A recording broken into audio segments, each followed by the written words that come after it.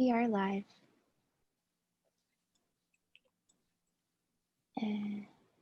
Shall we wait a few minutes for folks to join?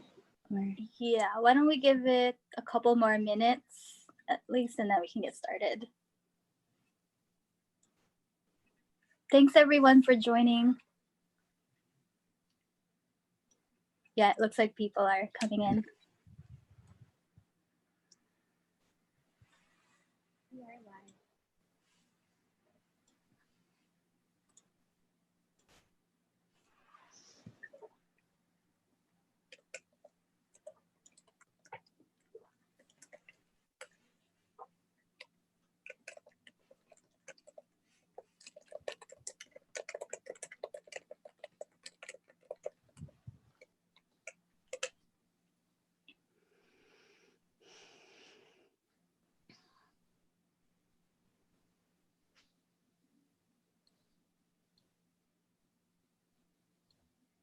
Okay, probably we can get started. Okay. So hi everyone, my name is Diana. I'm with the Asian Pacific Islander Cultural Center, which is presenting Wonder Woman 2 as part of this year's United States of Asian America Festival. Our theme this year is Finding Kinship. And before we begin, we would like to share in a moment of silence to recognize the lives of George Floyd, Breonna Taylor, Ahmaud Arbery, Tony McDade, and all Black lives due to state-sanctioned violence throughout history.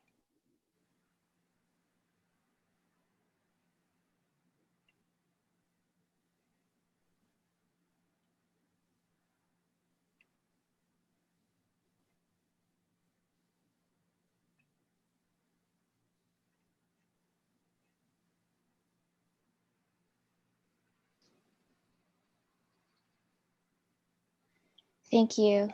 We would also like to honor and recognize the unceded and occupied Ramaytush Ohlone land that those of us working the festival reside on.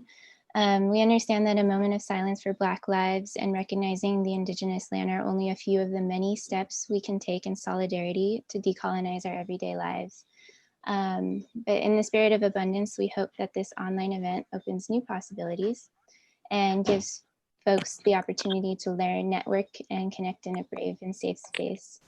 So with that, we also welcome you all for joining. Before we begin, I would like to let you know that this event is being recorded and live streamed to APIC's YouTube. And we ask that you please make sure to remain muted while each of the speakers are presenting. Whether in person or online, we do not tolerate any dismissive, microaggressive, hurtful, hateful, or any kind of toxic gestures or language. And if we witness anyone displaying this kind of behavior, we will remove you from the call. And while the artists are presenting the work, we do invite you to leave any affirming comments or questions in the chat. Artists are also welcome to respond to questions and share any of their links there when they're not presenting. And there will also be a verbal Q&A with all of them at the end. So yeah, and with that, I think I will hand it over to our co-presenter at SF Camerawork, to Christina.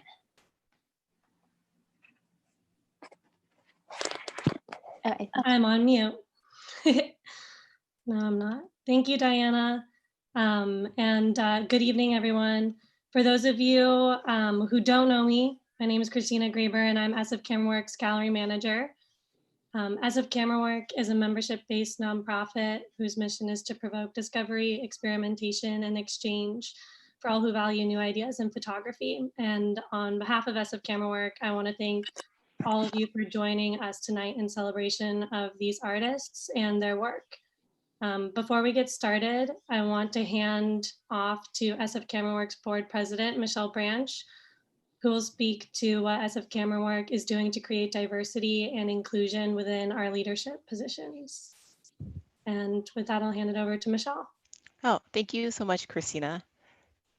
And thank you so much for inviting us tonight. We really appreciate it. I've actually really wanted to see your work in this show for a long time. So I'm really thrilled to be here. So thank you for partnering with us.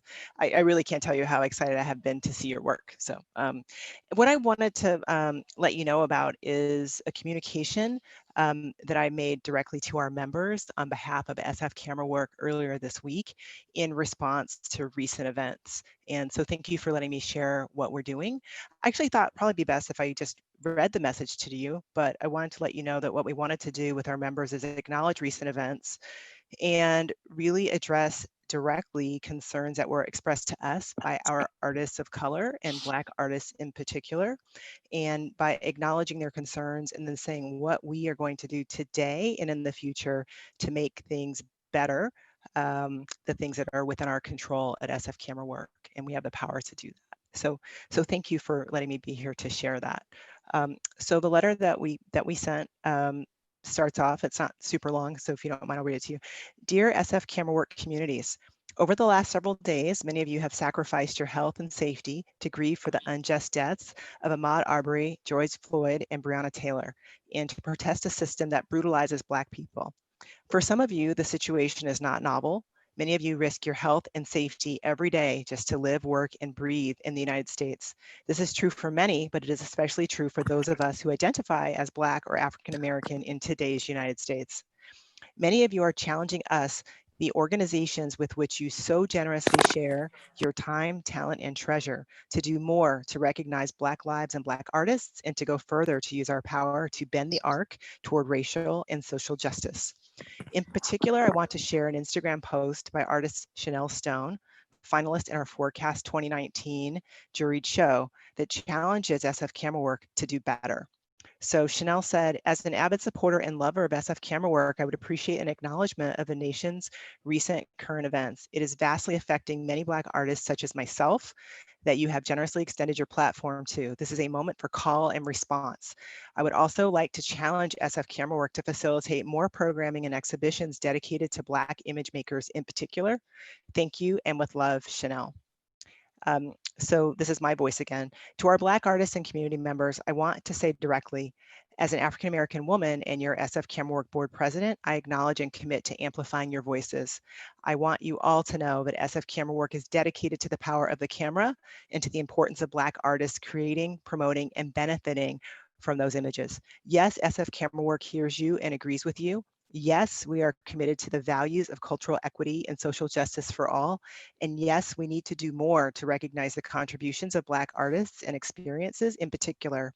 Today, we are doing this by, one, postponing our currently scheduled programming to share the work of Black artists and to share resources for those who wish to promote the change we need.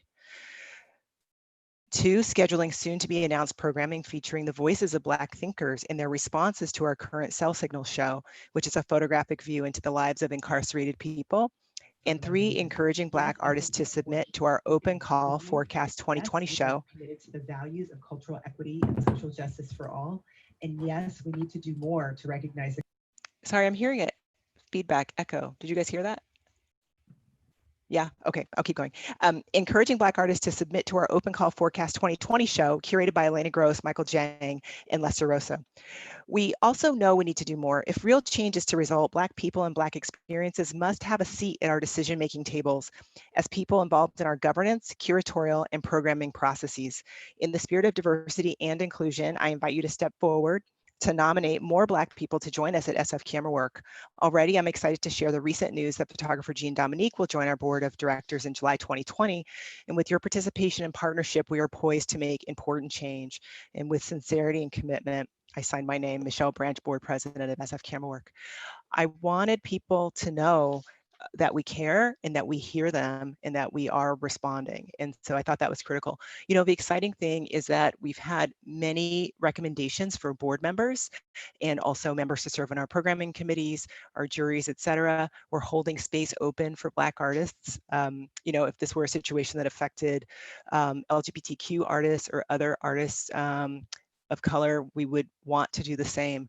And I think it's, I'm really happy that our board stepped up and supported this effort. In many ways, it seems like a no-brainer, but what's been really wonderful is the people who've responded to the challenge to try to help us in our community, because we really don't have enough people in power who are of diverse background. That's really critical. It's not just enough to, you know, see images, but it's important for the people who are making decisions about those images and what we view, to have a voice. So thank you.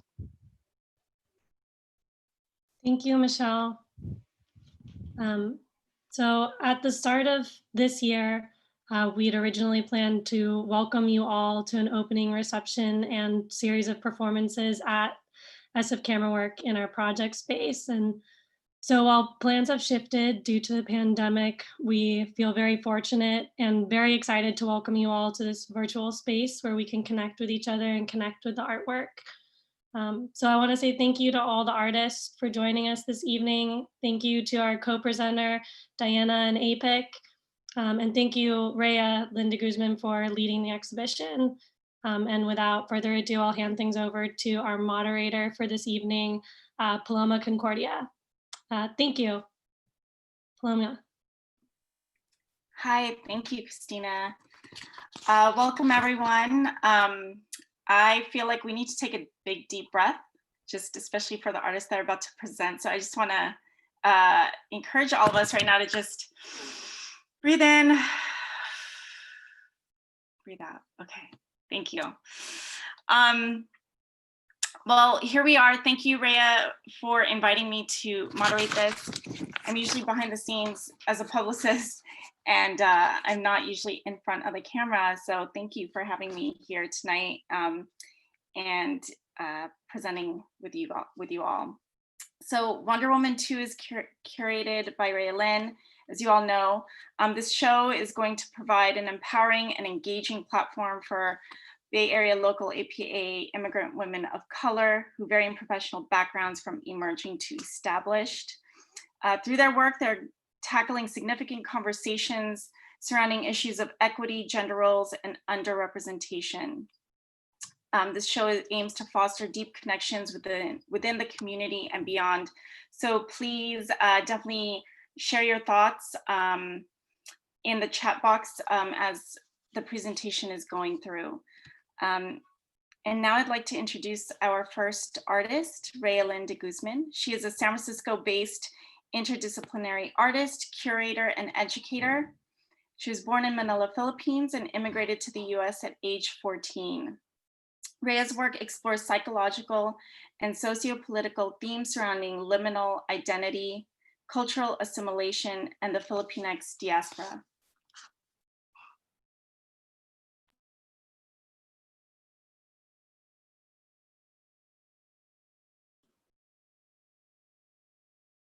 Riya, I think you're on mute. All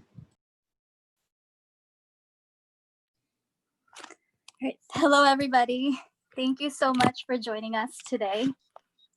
Thank you to our co-presenters, APIC, Asian Pacific Islander Cultural Center, Diana, Mel, and Vinay, for all the work that you do. And thank you to SF Camerawork, Christina, Dave, and Michelle. And thank you, Paloma, for being our moderator today, and to all the artists and everyone who joined us for giving us this platform to speak about our work. So yeah, my name is Riya, and I'm the curator and also the lead producing artist for Wonder Woman 2. So this is the second iteration of Wonder Woman.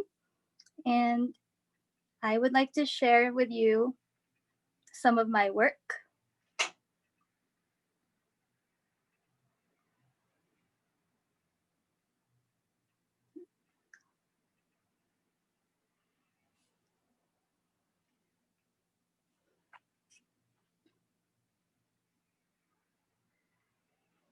So yeah, my work is inspired by my experiences as a Filipina immigrant, and I've been doing a lot of research as well and material studies. So this piece right here that I'm showing you is called After Maria Clara's Piña Fiber Sleeve, and it is a sculpture using abaca fiber, and you could see there's also abaca paper pulps. That's the texture you see on the design of the sleeve, and it's pretty big. It's also inspired by the idea of Maria Clara. She is a literary figure from the Philippines that's from a book called Noli Me Tangere. And it inspired a whole revolution in the Philippines, like during colonial times against the Spaniards. And also this literary figure became kind of the symbol of what a woman ideal should be, what an ideal Filipino woman should be. And part of it is she's also a mestiza, so she's half Spaniard and half Filipina.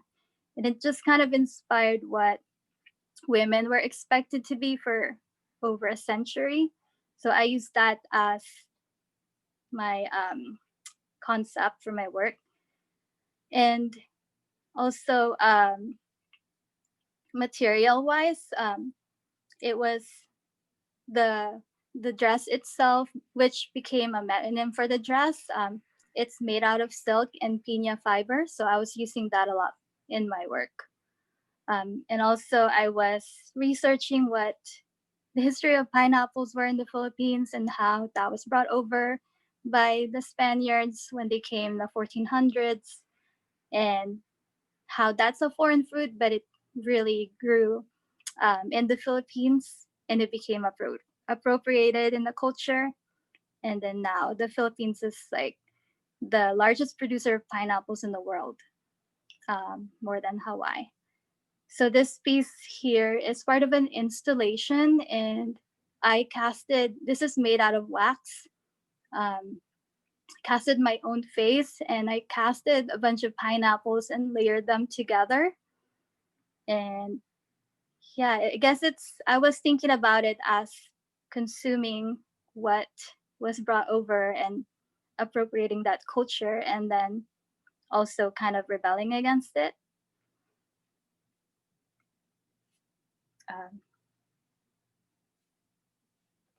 Sorry, my presentation froze. So I'll stop share for a second.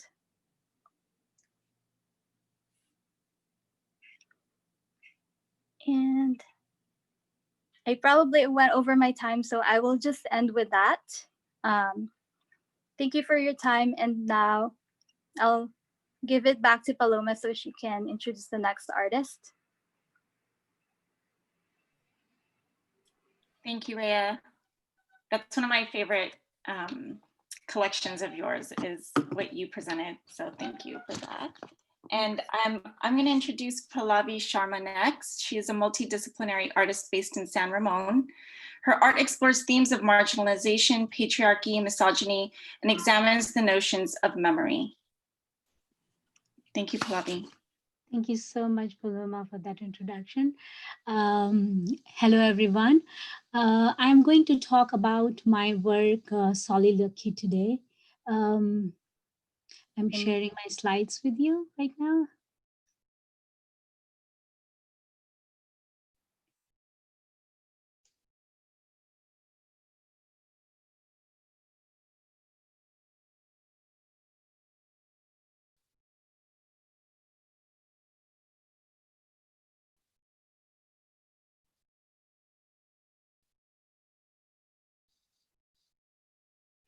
Okay, great. Thank you so much, Riya. Soliloquy is my interdisciplinary series of work in photography, video installation, and performance, which I started doing in 2013. It addresses the narratives which are silenced due to patriarchal power and dominance in South Asian American communities.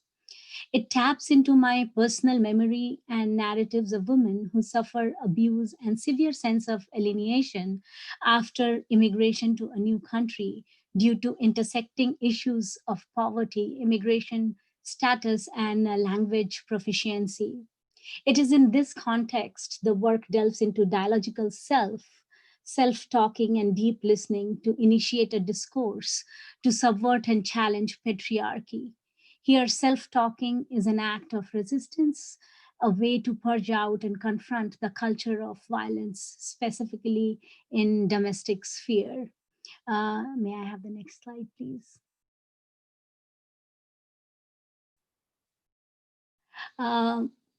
Here, Soliloquy, I am showing you, it's a water video projection. It has a 3 minutes loop video, which conceptually attempts to speak about the interrelationship between South Asian ritual practices and patriarchy. It builds upon the verse composed by medieval Indian saint poet Kabir, who says Jal bich meen payasi, and which literally means fish remains thirsty in the water. And so is the status of most of the women who are caregivers, nurture the family, but at the end of the day, they are devoid of love and care. Next slide, please. These are some of the photographs from my Soliloquy performance, which I have done in different venues, including Root Division, Berkeley Art Center, I Hotel Manila Town. And it is an interactive work in which I create a space to blur boundaries between sacred and profane to challenge the power dynamics of patriarchal culture. Next slide. Yeah. And with that, I'm going to conclude with showing you 2 minutes video where I am reciting my poem from my recent publication, Kacha Rang.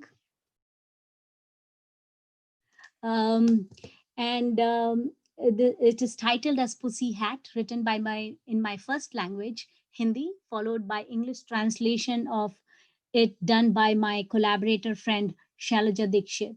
So please go ahead. Thank you.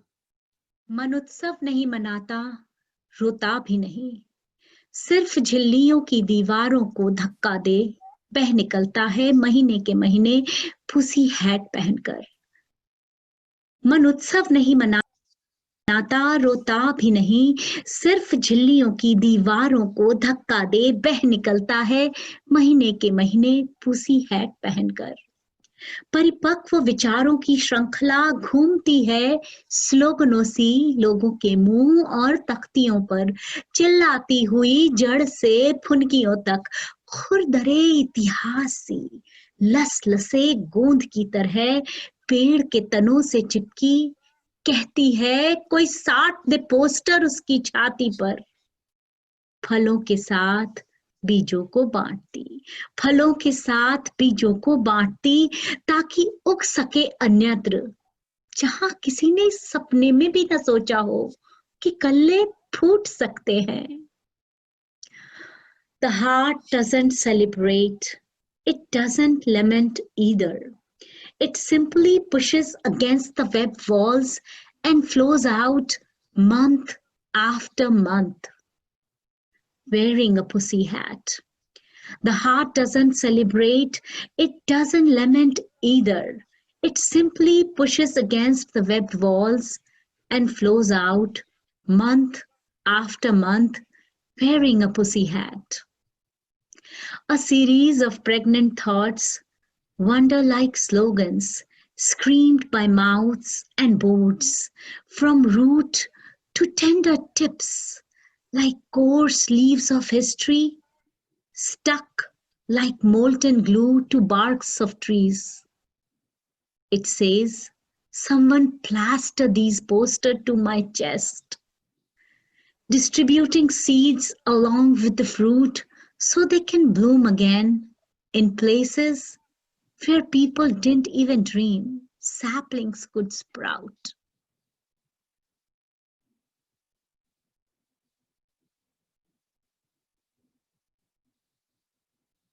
Thank you.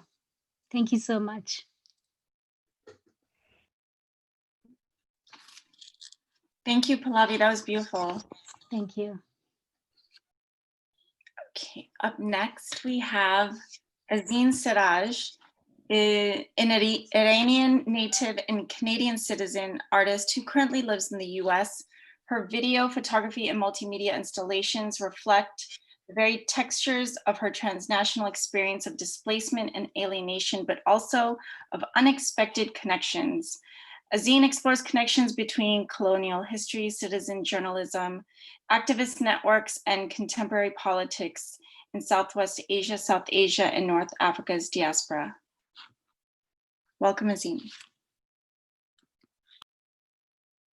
Thank you. Can you hear me well? Okay, I'm going to share my screen just a second and get my presentation.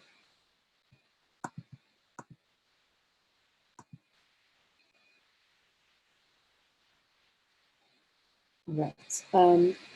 So again, thank you for that introduction. My name is Suraj, and I am an Iranian artist who I mostly identify as a transnational artist. For me, being a part of the diaspora is not just a reality, but is also the most regular metaphor that appears in my artwork. My range of practice is interdisciplinary, and it's not just a reflection of my life and my family, but also the community where I grew up in Iran, outside of Tehran, named Dehkade. I have, as I expand my practice, but I often retain the connection that I have with my homeland where I grew up.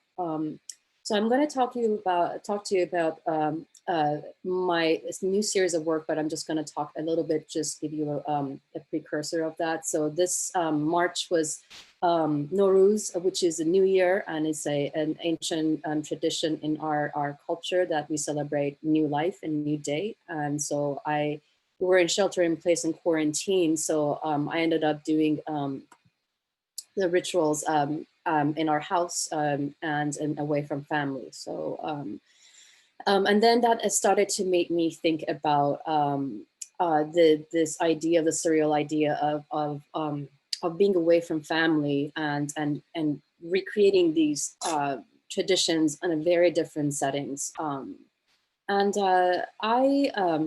Since I moved away from Iran, I've started creating extensive archives, both photography and video. And so every time that I visited, I went back to my childhood home and just revisited all the places. And this is the walnut tree that my dad planted when my mom was pregnant with me. And it's like a very symbolic and dear element in our family. And visiting the park. This is in 2008. And when I went back to Iran a year after my sister passed away, I had a very different experience of relating to home. And so I started to take photographs and revisiting the places that I once was a part of. This is the elementary school that was in a decay. So I'm just gonna go through this a little bit quicker to also talk about another video that was I created before this photo series I'm going to be talking to you about. So this was more, this work is called Familiar Slip, which is visually and acoustically and poetically narrates an intimate challenges of belonging. So I was using the archival footage that I collected over the years and then superimposed them and projected them on my domestic spaces in my daily living in both Canada and in US, and the themes of memory and longing and loss. And so this led me to Stream Memorabilia series that I'm currently working on, and I'm restaging the fragments of this, the last visit that I went to Iran for Nowruz, which was in 2011. And so working with and these archives and using my body to recreate these symbolic elements. For instance, this is an image of my walnut tree, and then I'm creating that and using my body again as to like these very meaningful spring rituals that create a kind of connection to the past, but also a yearning for closeness in the present. So I'm going to be also showing you, like, these are the old archives. This was taking a photograph of my family in 2011, and then I worked with this and tried to bring this into this yearning into present. This is another photograph of on my way home. I just brought this back and used my body again. This is my mother, and she was known for her half-seen table. And I've recently lost her about 3 weeks ago, and I was not able to visit her in Iran. So it was a tremendous loss. And I started this series before, but it just right now it has a different feeling, especially not being able to be there. And these images really bring out the history, and really I restage the history to also like create a legacy for our family history. So this is our street that was after the rain, and this is like the view of our house, and then creating and again, just recreating a reflection of the pool here. And lastly, I want to say I just, Persis Karen wrote an article about my practice in Iranian diaspora studies, and you're welcome to read the article from the website. And with that, thank you very much for listening to me, and thank you for looking at my work. Thank you, Azine. Okay. Up next, we have Ainur Garrigan Weston.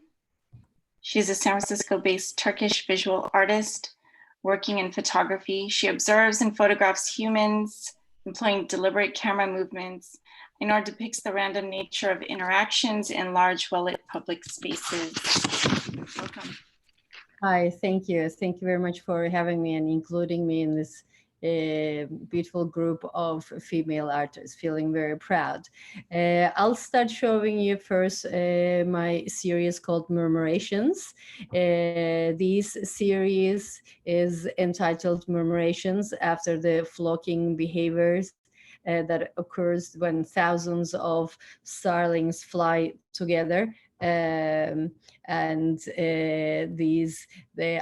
take the multiple exposure photographs where shot in the busy spaces where individuals are forced together into human flocks in a way. I like this dance of human beings. These anonymous figures, they pass each other at a frenetic pace. They blend into each other, and you can see these ghostly images appear, and you see abstract shapes and patterns in a way. Past and present and future overlap. Ghosts appear in crowded places, kind of patterns emerge from the chaos. This piece, especially that I have on the screen, this was part of a beautiful show called Women Rising, organized, created by Rene De Carlo at a drawing room. Unfortunately, a show got canceled before it could open. Just to let you know a little bit about the effects of pandemic on art. And this next one was part of a show called Hidden Figures at SF San Francisco, a woman artist gallery.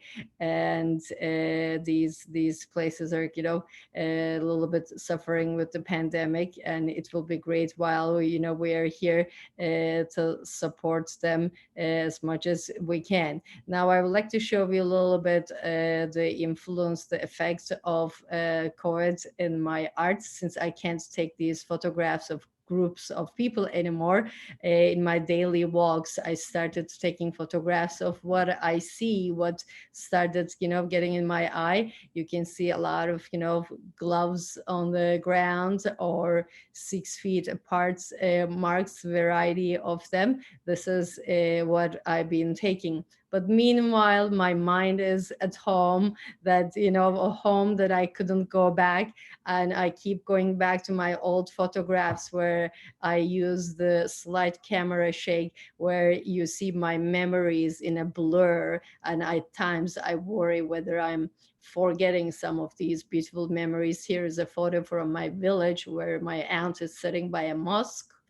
Here is a busy street in Istanbul, by Taksim area that people walk by, one of my very favorite mosques in Istanbul. Here is a chestnut selling guy on Istiklal Street. And that's it, a little bit of a share of memories from my home.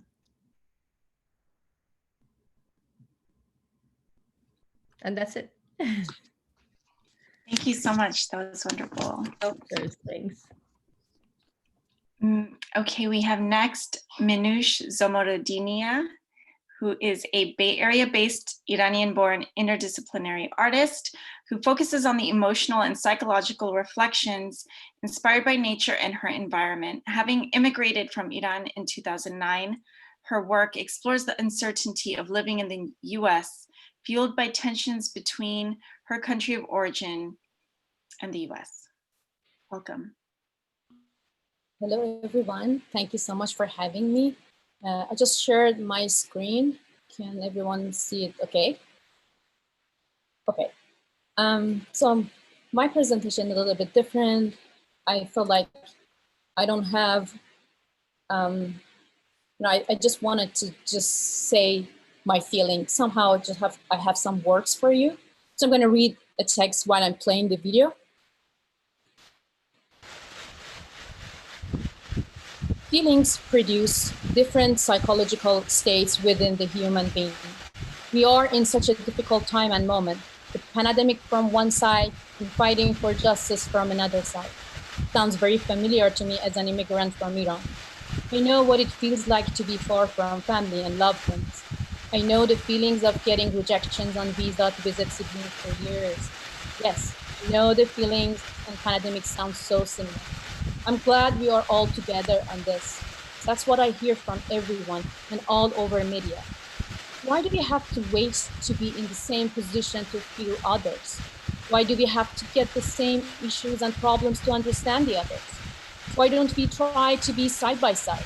Is that too unrealistic to walk along with each other as a nation called human? What is it so hard and impossible to hear different voices? And we respect each other's right? These are questions that I all ask myself, but can't find any answer for them. Is that the greed that suppresses understanding of each other? Is that the system of capitalism to push humanity away? It's important to remind us every emotion is a reflection of an action. I'm so sad and hopeless of seeing injustice, the simple thing that all humankind deserve. I'm so worried about the future of how the emotions will drive by witnessing the injustice. What happens when fighting for justice interpreted as a riot and violence rather than a right for Americans who are proud of being a top country in the world and freedom of speech? Aren't we the same kind that making the governments? So why is it too difficult to act as the same kind? This situation is getting intolerable, but how can I take it off myself with all these pressure? The only place and platform that I feel secure and calm is natural environment. That's where I can let my emotion out and feel hopeful and control my anger. Over the years, in search of the self in nature, I have attempted to create work using natural elements as material to explore connections between my body and landscape. Sensation is the result from the air stimulation at different sites. For the first time, the wind became an intuitive collaborator during a walk at the natural environments. I let the wind's force define the shape of my body through an emergency blanket, a material that represents heat and protection for refugees in times of crisis. The video camera, the only witness to my actions, documents my struggles with the air that covers my entire body, making its force visible, emphasizing every movement and act of resistance. In attempts to merge my body with the landscape that surrounds me, the force of the wind is sometimes the winner. Sensation has been performed and documented at different sites, including the marine headlands, Woodside and Talagan, located in the near east of my hometown, Tehran.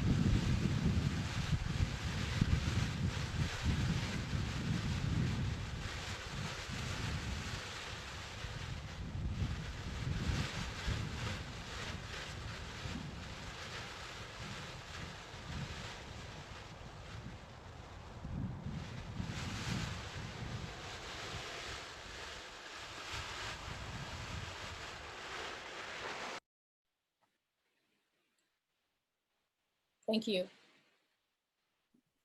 Thank you, Manoush.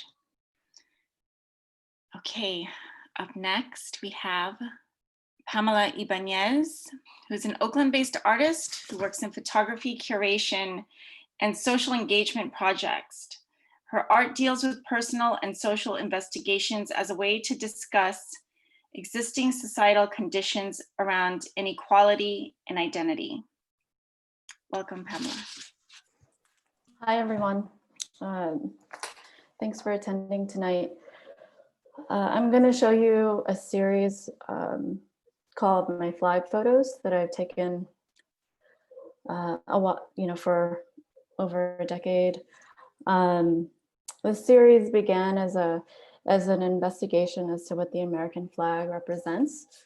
For me, the question has always been, who does the flag include and who does it exclude? For many years, I've felt that the flag never represented me, and it remains the same to this day. While growing up, I never saw representations of Asian Americans in the media, and as an adult, I tried to begin to change this narrative for myself. So I would document the flag whenever it was associated within the Asian American culture. This one is taken in Chinatown in San Francisco. Being Filipino American, you know, which is apparently a bit too specific sometimes, this was the closest I could get to it relating to me. This documentation process has allowed me to study the flag in its various contexts, creating a greater understanding of American patriotism. Initially, it seemed that the flag was merely a commodity within the system of consumerism. Anything with a flag image printed on it allowed the product to be more sellable, right? In my mind, though, I still associate the flag as the shield wielded in times of protection, a reassertion of, yes, I belong. And I first saw this during September 11th, when I lived in New York City. Also, obviously, it's viewed as a product, easily consumed and then quickly thrown away.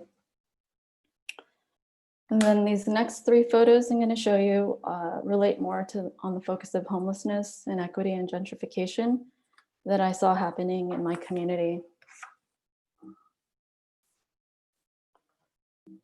Ooh, there is some, okay, sorry, here we go. This is a composite photo. The original photo is taken inside a home that was going into foreclosure during the 2008 housing crisis created by predatory lending.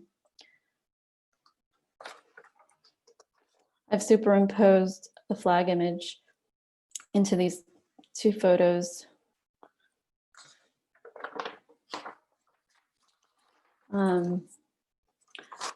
My last piece that I'm showing you is my most current piece that I've made. You know, relating specifically to police brutality. I do not believe it's just a case of a few bad apples. It's a revealing of a long history of brutalization since policing began. And there's a quote that I can't get out of my head. It's by Rihanna. She said, "A system cannot fail those that it was never built to protect." So, you know, the system is working, right? It's doing what it was meant to do. And I just hope that all of us stop being complicit and the silence. So thank you. Thank you, Pamela. I recently saw that one of the largest flags, American flags in the country, was shredded to pieces by a storm recently. So perhaps that's telling of the times. Casey Jiang, oh no, I'm sorry. Joyce Nojima is up next.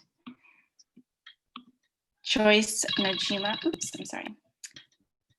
Joyce Nojima uses a soldering iron to make marks on plastic paper and old receipt paper. She's driven to create self-portraits of her work that is absent of anything that is connected to the conventional ideas of identity, like a driver's license. She's a second-generation Japanese American born and raised in Santa Rosa, California. Welcome, Joyce. Thank you, everyone, for coming tonight. It means a whole lot. And Riya probably knows this. I apologize to her. I put her through a little drama because at first I didn't feel comfortable talking about my work and promoting my work, especially. right now during this time because of everything that's been going on. It's been very, very difficult to cope with the brutality, the injustice, the system where we have so many systems that need complete change. However, hearing everyone speak about their work, sharing their work, showing up, this is not a time to recoil or be silent. I'm showing you a piece with the help of Diana, a video, a piece that I worked on. It's called Punctured Meditation. It's a piece that I worked on in 2015. It is my breath. The song is a little wind up music box that I made, having happy birthday flipped and reversed. Just kind of refinding your breath in this chaos. Diana, please. Thank you.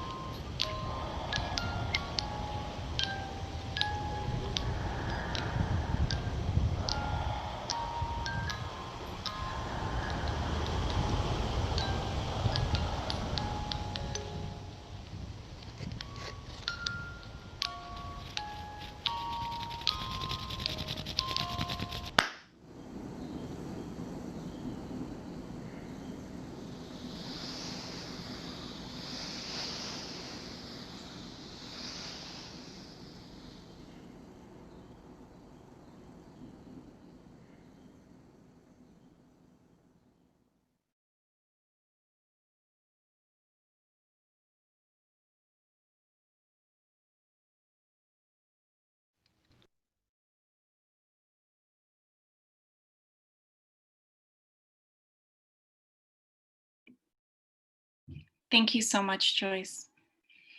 And thank you for sharing those words. Casey Jiang is up next, and she is a San Francisco-based Taiwanese visual artist working in photography, photo sculpture, and site-specific installation. Much of Casey's work focuses on the way identity is constructed and reassembled during the process of socialization. Welcome, Casey. So thank you, Palma. And hi, everyone. My name is Casey. Can you hear my voice? Okay. And can you see the screen? Good. So I'm a photographer, photo sculpture artist born and raised in Taiwan. And I'm here to tell you a little bit more about the work curated by Riya in the show and also another project I'm working on. So this is the work, one of the work in the show called 21 Grain. And 21 grains is often used for the metaphor of weight of soul. And I consider myself a digital photographer. And with my practice, I'm very interested in bringing in a new perspective into classic portraiture photography and also find ways to break the two-dimensional limitation in this field. And conceptually, being an immigrant, being part of disappearing middle class, a woman, an artist, a female artist, I often find myself stuck in the network of this society. So how to visually express the relationship between an individual and the society has always been in my interest. So for the past few years, I've been trying to find a material and a process conceptually that can resonate with the idea of social fabric and the rigid social structure. And material-wise, I can print on, pen down, and also have the flexibility to make both photograph print and photo sculpture. And that's how I started to get my foot into the printable fabric work. And this is also the main material you see in these two sculptures. So back to this work, the 21 grain. And these two are my headshot from my passport ID. And I printed them on 2 pieces of fabric and coated with resin to make these two work. And these two sculptures are like 2 snapshots for a continual process responding to my immigration experience. I still remember how struggled I was at beginning, trying hard to fit into the new environment. And I was struggle with something, now I feel so silly. Like, for example, raise my hand to ask the question during the class, or jump into a discussion during a meeting, or speak about my opinion during social event. And I do remember that I feel I was like mimicking or pretending to be white or westernized back then. So that's why I kind of whitewash my skin tone, but tear out my own color in this piece. And now I've been living in the United States for so long. So I can also sense that with the time goes by, the more I get used to living here. Every time when I go back to Taiwan, visiting my family, the more I'm unfamiliar with the habit and culture in my hometown. And I kind of feel that I'm officially entered the limbo of in-betweenness. And with this work, this is not a visual diary of my immigration experience, but I also asking myself, like, what have I been changing while trying to fit into the new identity? And what people have to struggle with or sacrifice for pursuing a so-called better life in another country. And what does that mean to have a better life? And I believe the conundrum of how to fit in, but without losing your own integrity, is a common dilemma that happens to everyone at a certain point in their life. So I'm hoping my work can provide a comfort or resonate with your own personal story. And more recently, my focus is shift to capitalism system critique, because I consider myself moved to United States more for economic reason rather than seeking for like political asylum. So after I realized that, I started to become very interested in analyzing the delusional process, how the capitalism system affecting our culture and society. And because of my personal story, I'm starting from learning more about how does the capitalism system limiting, affecting people from pursue their dream. Also questioning what does that mean to have a meaningful life. And this is an ongoing project started from last year. And I'm looking for artists who work or major in another field and then make the conscious decision to become an artist. I want to interview you guys. Yeah, I want to learn more about you, your art, your journey of the transition, and if or how the capitalism system affects your transition and your practice, or your idea on how it affects the art in general. And also throughout the years, I feel like I can see how the capitalist system tangle with other problems, such as the racism, sexism, and how they use the capitalism system as the means to create a vicious cycle and rigid power structure to control or abuse the underprivileged minority. So I'm hoping this project will provide me an entry point or another perspective to untangle how this profit-driven approach affects us as in an invisible way. So, and these are some examples I'm already working on. So if you're interested, please, you can leave your email in the Zoom chat or contact me at my email or my Instagram. And please don't hesitate to let me know if you have any thought or if you know anyone or you wanna participate. And thank you so much. Awesome. Thank you so much, Casey. Yes, definitely contact Casey if you're interested in participating in her project. Okay, up next we have Keanu Hun Armand. She's a Bay Area-based interdisciplinary artist born and raised in Iran. Her work addresses issues related to her cultural identity, the treatment of women in Iran, censorship, surveillance, and the Western perception of the Middle East. Keanu's practice features the use of digital fabrication tools as well as traditional methods of craft.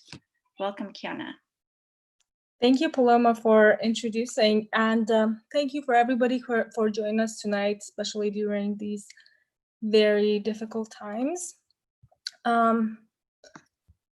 Today, I'm just going to talk about some of the pieces that were going to be made physically for the Wonder Woman show. which consists of two parts. One is a site-specific installation using Persian text, and another part is a performance. And here I have a few images of previous work that I've done from the same series. And as an Iranian woman living in the US, my work addresses issues related to my cultural identity, and I incorporate Persian text in my work to talk about its role in relationship to my identity and notions of home, geography, displacement, and borders. And I pay homage to the long history of hiding critical commentary in Persian poetry and visual art. And my work employs politically charged writings that are then transformed into patterns through the smooth curves of Persian calligraphy. And I'm really interested in doing this process of bending and repetition and manipulation. I change these texts into pattern and taking the immediate meaning behind them away to kind of create a bond between the Persian native speakers and the non-native audience, and making that, unknown language, that language unknown between the two.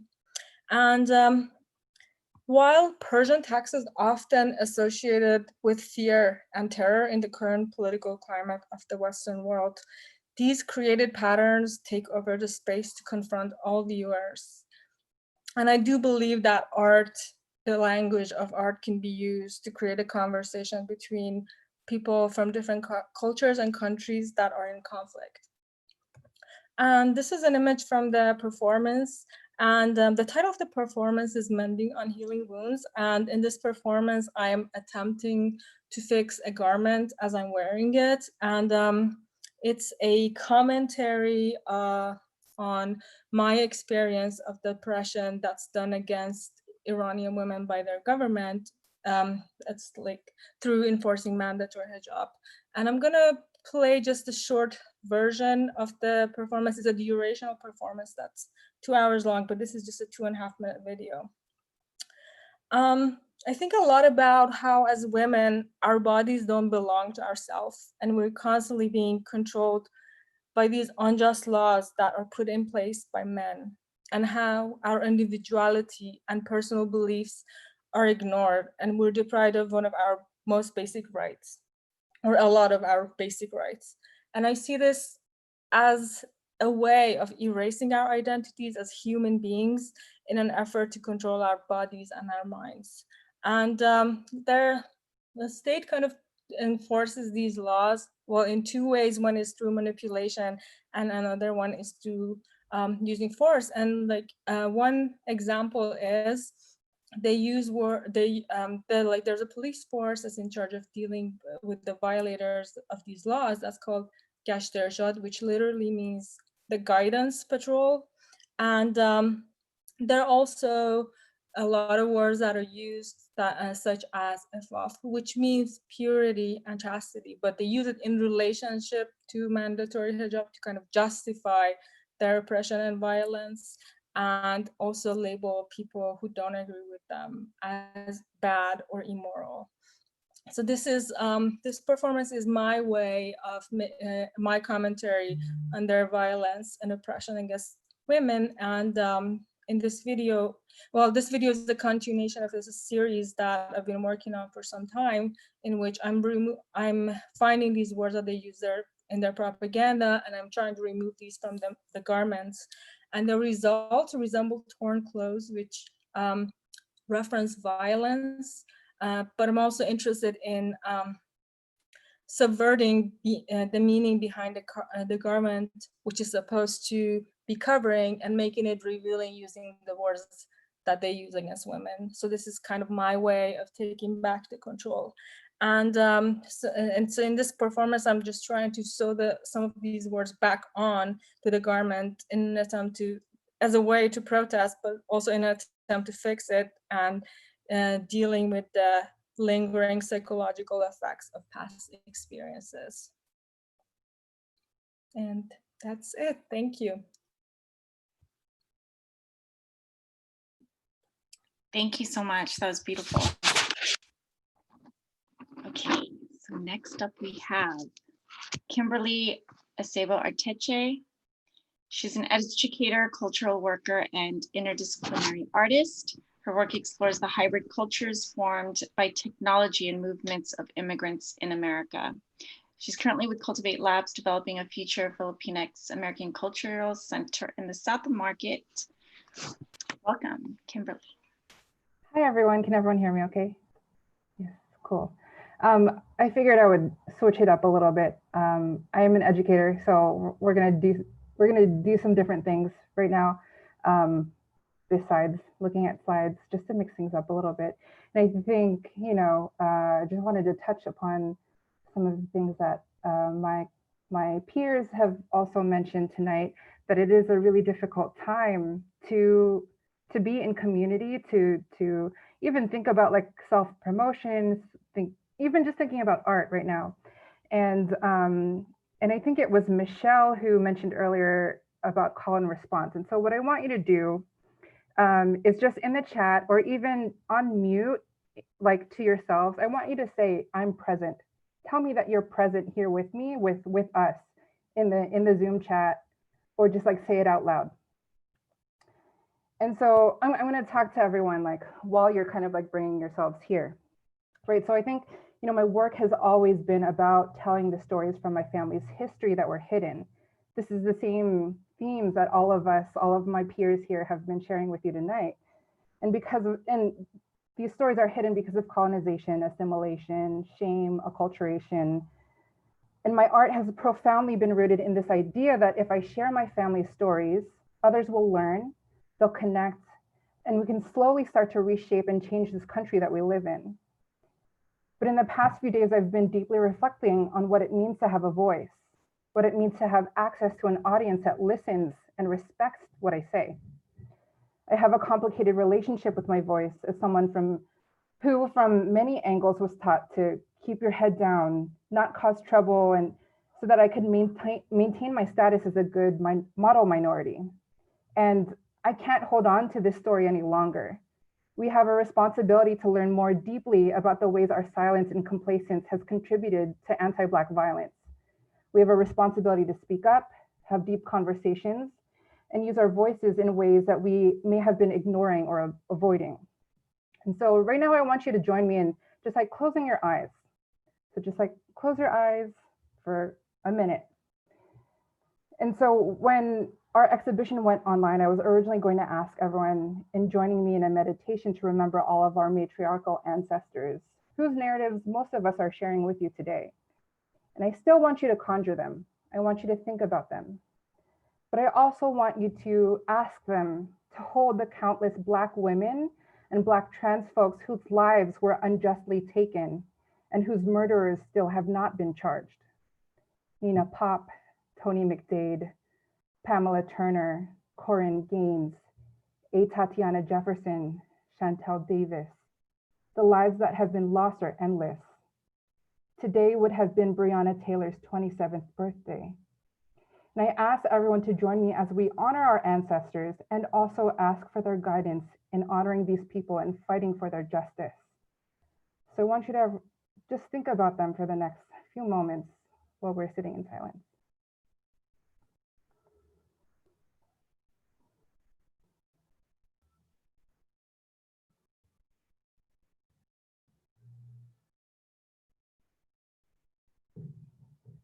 I remind everyone that many of us come from an ancestry of warriors, whose peoples were also unjustly oppressed through colonization and imperialism.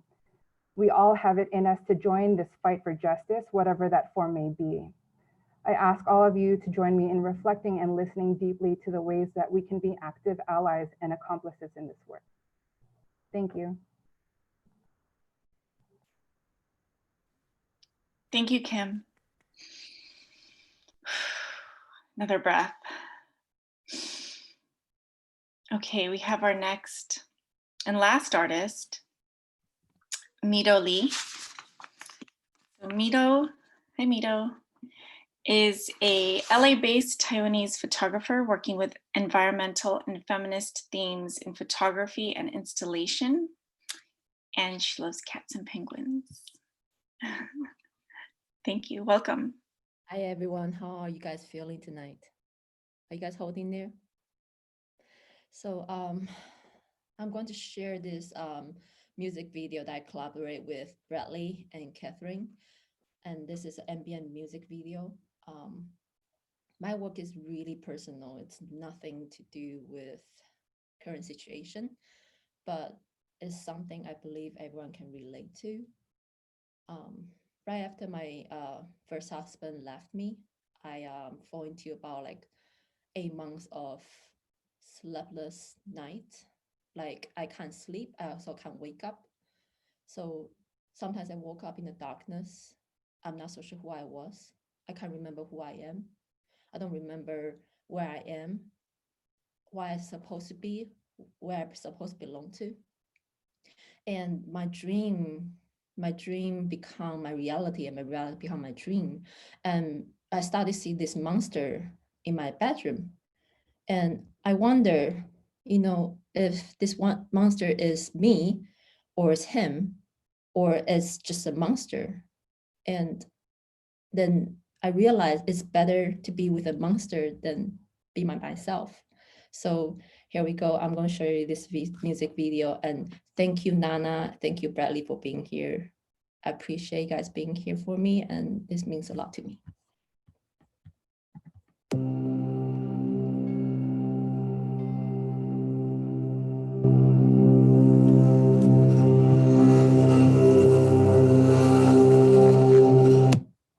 Sorry, did I forget to share my screen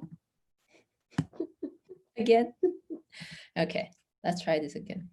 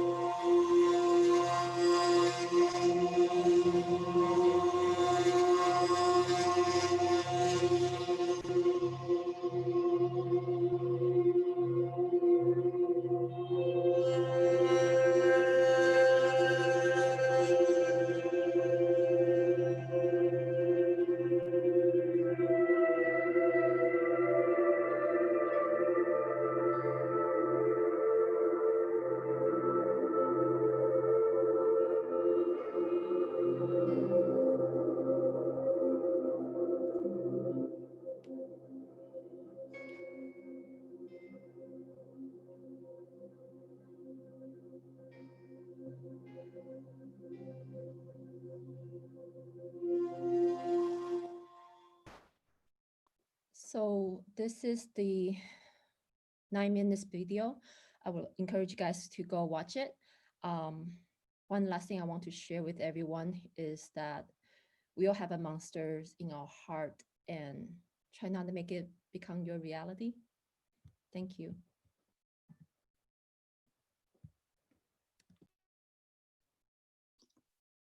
Thank you, Mito. Whew. Okay. Oh, Riya, do you want to say something? Yeah, thank you so much to all the artists and to everyone that's hanging out with us. Your works are really powerful, and I just wanted to recognize that. And yeah, I'll hand it over to Paloma, and we're gonna have a Q&A for 15 minutes. Okay. Thank you, everyone who has presented. I know as artists, like you're putting your soul and heart out there for everyone to look at. And I know that's hard. So thank you for doing that. And I just want to acknowledge that art, it does heal. And we are all in a, oh, I'm going to get emotional. We're all in a place of hurting for many different reasons. And there's so many layers. And I just encourage all of you artists to keep creating because we need it. The world needs to heal, and your art is going to help with that. So thank you. Okay, so Q&A. I have a question that I'm going to put out there, and everyone that is here, please, if you have questions, start putting them into the chat so that we can include that in our Q&A session right now. Okay, so my question for all of you is with the theme of Wonder Woman, which is ironically in direct conflict right now, right? I know, Riya, when you thought of this, there was no pandemic, but what does wander even mean now? So how do you see yourself reinventing or reimagining your ability to wander in a post-COVID world? And I think, who wanted to take that? Sorry, I'm getting lost. Nora wanted to answer that first, I believe. Nora, can you go ahead and unmute yourself? Yeah, I'm here. First, I want to say that imagine we already did a trial round before, so we saw each other's works, we followed each other on Instagram, but still tonight was way more powerful than I could imagine. It's almost like hard to talk. I think the last few days have been very difficult to concentrate and how to create art, how to do this presentation. Just my mind couldn't go there. Because I was just too busy watching all the protests and just reading about, dealing with two kids at the same time. But I just can't believe what a powerful night tonight was. It is difficult to reinvent myself because I think I'm just too busy with worldly stuff happening. But because I take photographs of people moving as, bird flocks, I keep getting curious, when am I going to see groups of people in a way interacting with each other the way that I saw them before?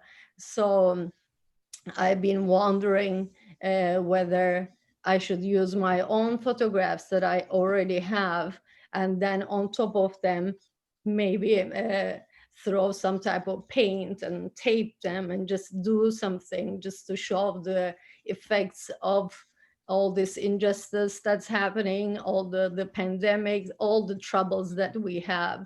So just using my own photographs, but on top of it, doing something else, just reinventing myself from my own photographs, trying to rise from my own photographs, I guess. Thanks. Yeah. Thank you so much. Yeah, may I? Yes, Pallavi, yes. Yeah, hi. I just wanted to, turn the attention on like going back to my work, Soliloquy, and in terms of what you asked. And it's not surprising that in this time of pandemic, the rise of gender-based violence in South Asian community has spiked as the survivors are stuck at home with their abusers and are struggling to seek help.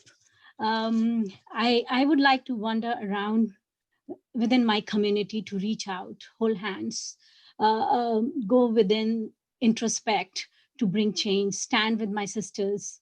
That's what I just want to do, like, whether it is art or not. It is what the time, I would like to do right now. Thank you. Thank you, Pallavi.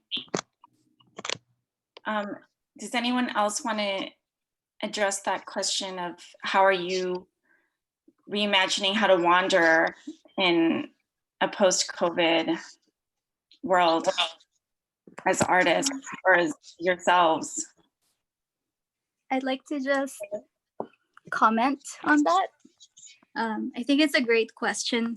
Thanks, Paloma, for thinking of that. It feels like as artists and as part of our work for all of us, or at least for myself, it feels that we all, or from my experience, we do wander internally, like based on our experiences and just everything that we've gone through. So I think in our work, we can think of it as like an internalized or psychological wandering that extends beyond geographic boundaries. So that's just what I wanted to comment on. Mm-hmm. Thank you. Yes, I definitely feel like I'm in my own head a lot. It's almost the only place we can go right now. Thank you, Riya. There's a question for Kiana. Would you use the residue of your performances, for example, the fabric that you symbolically used in the video? That's from Elmira. Thank you, Elmira. Oh, that's a really great question. I tend to like save all of these pieces, and I still don't know where I'm going to use them, but I think that I'm waiting for a project where I can use them. In this particular performance, I used the residue of the fabric to just kind of sew it back on. So in this case, there's no residue. But in other pieces that I do that, I just cut away these dresses and these garments. I tend to keep them, but at this point, I haven't found out what I'm doing with them yet. I don't know if that answered your question. Okay, yes, Elmira said thank you.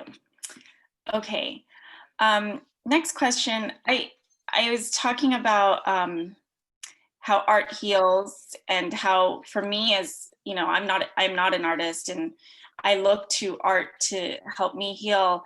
How are you as artists? How do you help yourself heal through pain? And I mean, I'm sure your art is part of that process, but if there's any other ways that you express that, or you're able to work through that, and you could share that with us. Feel free to just unmute yourself if you want to share that.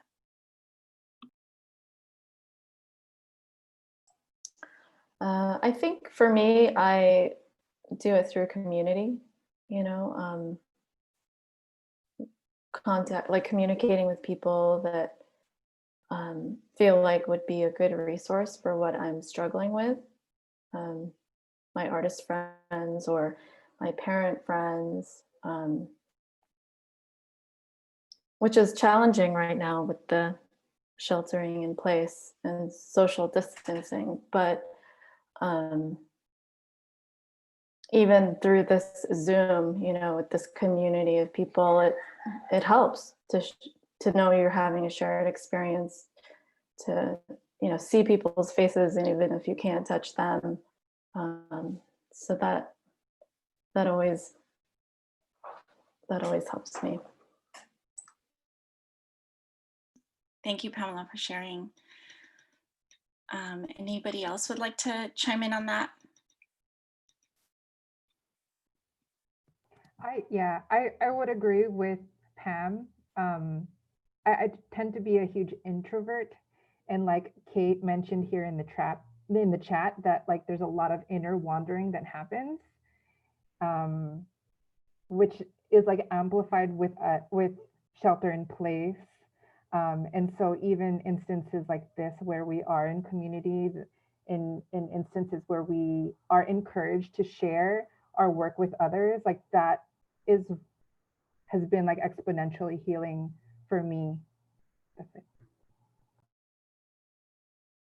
Thank you, Kim. I think for me, I mentioned in my work that it's mostly being in natural environment, but specifically during this time that we have to stay at home for a longer time. So it's harder to go out. And what I found it is more like maybe just looking at the things that I think that I feel like I'm part of the community. Like exactly, just like this gathering that happens, like the Zooms and the family talk, and you know, just like talking and joining somehow that you see that everyone doing something that you feel like you learn something from them, and you get you can take something from that conversation with you. I think that's what I've been doing mostly, like a lot of podcasts, events, talks, all the stuff. And now it's harder for the protest because you can't get rid of like not watching those things, and it's a little bit hard. It's not, I feel like it's so difficult to think about healing. I get very stressed when I do that, but then I just put it aside and just like try to not looking at the things that I feel like I'm just getting so emotional, or I don't know how to explain that, but it's so difficult time. I found it these couple of past days like very difficult. Like it was easier before the protest, but that after that injustice, like I can't. It's so hard to think about healing. Yeah, I think we're all there with you, for sure. Okay, I have another question for all of you from Carolyn. Thank you, Carolyn. On the first day of liberation from this pandemic, maybe after a vaccine is developed, what might you imagine to be your first actions, expressions in the outside world? Who wants to take that one first? Hugging. I would just hug a lot of people that are my friends. I was just thinking I was just going to take a lot of hugging people's photographs. The hugs. What I miss the most is just the hugs. Yeah, I agree. That would be a great photo series, yes. Who else wants to share? Any restaurants you want to go to? Concerts? I really want to travel. Yeah, traveling feels so far away right now. Yeah, anyone else? Do you want to share where you would travel to?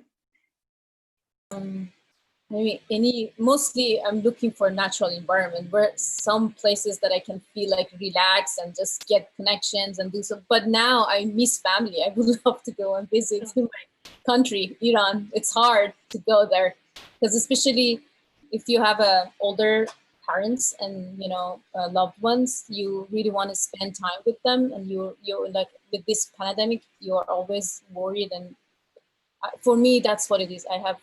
I'm so worried about losing them. I don't know, every day that's possible, and then you're away, and then what are you going to do? It's so difficult. And I think maybe travel to Iran, my country, would be nice. True. I will travel to Turkey. I keep worrying. My parents are old. My son became 7 months old and they haven't met him yet. I worry that he's gonna start walking before my parents could hold him. So time is passing. I will definitely go home to Turkey. I would also go home. Shout out to my parents, I think, who are in the video right now that stayed up really late in the East Coast. So I'd go visit them. And I was actually also supposed to be in the Philippines right now. I got a bit of grant funding to go to the Philippines and photograph some family land in Mindoro. And so I'm hoping to reschedule that as soon as possible. Wait. I have a very exciting answer. Okay, yes, please share. I want to go back to the office. I just miss those stupid jokes that saying, hi, how are you? How was your dinner yesterday? And things like that. It's very different working from home right now. I just miss just small talks in the office. That's all. I like that. Simple things that we take for granted. And travel with you, Nana.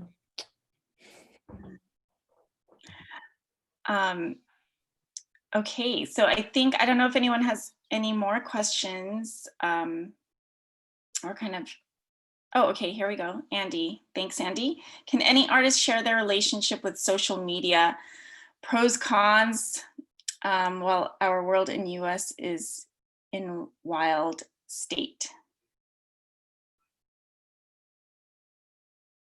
How is everyone feeling? It's a love-hate relationship. I feel a love-hate relationship with social media. I'm sure everyone does.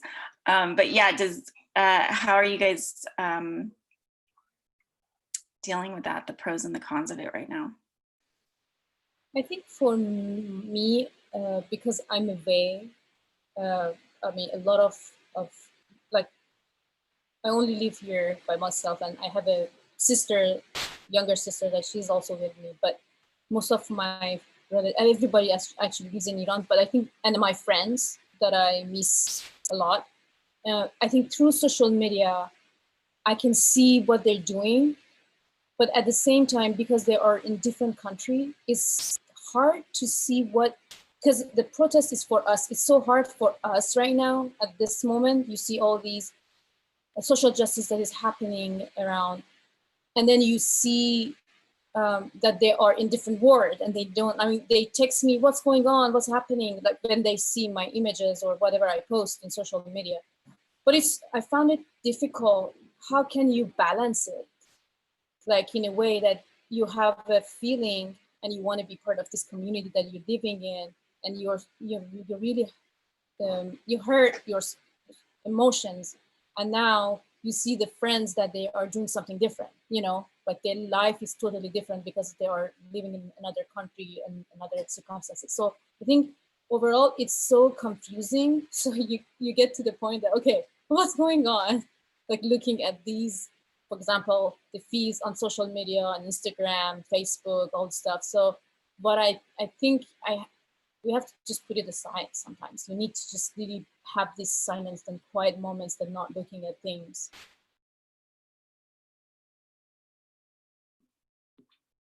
Yeah, I agree.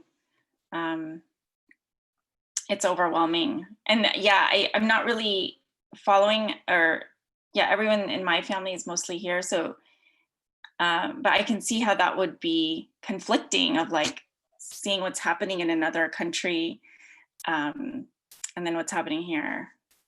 So anybody else want to share about that? If not, I think we're wrapping up then. It's almost 9:30. I don't know if Riya, Diana, or anyone else from SF Camerawork would like to close us out. Yeah, sure. So yeah, thank you again so much, everybody. Regarding social media, well, I don't know if this is social media, but I think it's amazing how we can all have this artist talk and presentation here on Zoom, even though we're not all together physically, but it did feel really powerful and the emotions really came through. So yeah, thank you again, everybody. This is the first time I've done anything like this, so it's amazing like how that still like came through. Thank you, Paloma, for moderating this. And thank you again to our co-presenters, APIC and SF Camerawork, Thank you to everybody who followed our Instagram takeovers. If you are unaware of that, I can type it out on the chat. It's at _woman artist. So we're all there. Feel free to check that out. And yeah, you can always contact us if you have any more questions. So thank you so much. Bye. Bye, everyone. Bye. Have a good rest of the night. Thanks, Take Brett. care. Bye. Bye. Thanks, Charles. Thanks, Rhea. Thanks, Thank you. Thank you. Bye, everyone. Bye-bye. Good night. Bye.